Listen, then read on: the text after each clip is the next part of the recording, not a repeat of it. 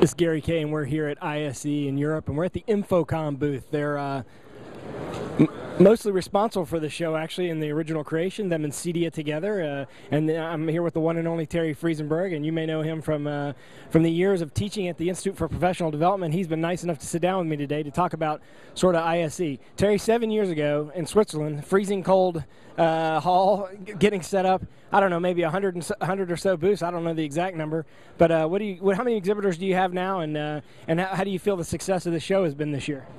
Well, we're extraordinarily pleased with the show this year. This year we've got 715 registered exhibitors at the show, so that's a big jump from where we were when we were sitting there freezing in Switzerland. It's also a little warmer here, both outside and inside. But you know, we had 3,000 attendees at that first show. We're going to be well over 30,000 this year. We're just extremely excited, and what's great about it is when we talk to the exhibitors and the attendees alike, they share that enthusiasm for the show. Yeah, actually, I was going to say that. I've obviously walked the show floor. We've shot about 500 videos here so far at the show, and I can tell you that not a single exhibitor has expressed any dissatisfaction in this show, and they feel like they're not only getting quantity but also quality, which is the best part of it, I think. But how do you top this? I mean, you're going to have over 30,000, so 10 times growth in 7 years is unheard of, especially 3 years of those 7 years was a pretty big recession. How are you going to top this? I heard rumors there's going to be another hall or two next year, and how do you make this even better?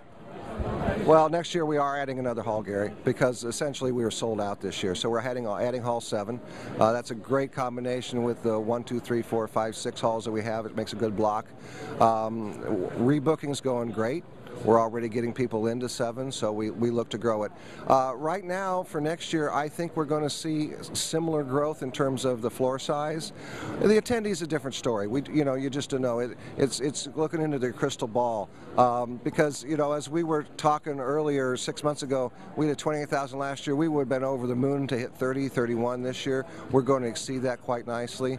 I think we've turned a corner in one sense, in that if you look at how we've been promoting this is a great business opportunity. Yeah, there's great technology and everybody wants to see the things around us, but people are here doing business with one another, and that's what I think we offer.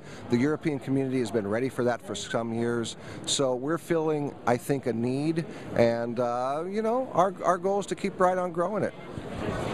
One last question. This is, from my perspective, the digital signage show all of a sudden here in Europe, whereas it started out as a Pro AV show. It's still a big Pro AV show. Now it's a big home AV show. Now it's clearly positioned really well with digital signage. 2 halls full of digital signage stuff, maybe 2.5 actually, arguably.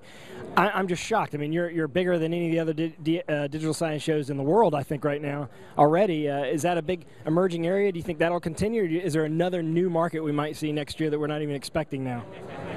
Well, we started digital signage out 2 years ago in the Elysium area, which is a small hall, and it's kind of an incubator hall for us. And as you said, now we're still there, but we're, for the most part, in 2 other major halls as well with digital signage. We're going to be moving digital signage into those halls next year, and we're looking to start another incubator project, really focusing right now on telepresence and conferencing. We think that's a very important part. It's certainly here on the show floor, but we need to define it and give it its own space and let it grow in the same way. So that's our intent for the big push for next year. Well, thanks, Terry, and I just want to remind everybody that if you want to find out more information on InfoComm and who InfoComm is, in case you don't know, go to InfoComm.org. It's Gary Kayye signing.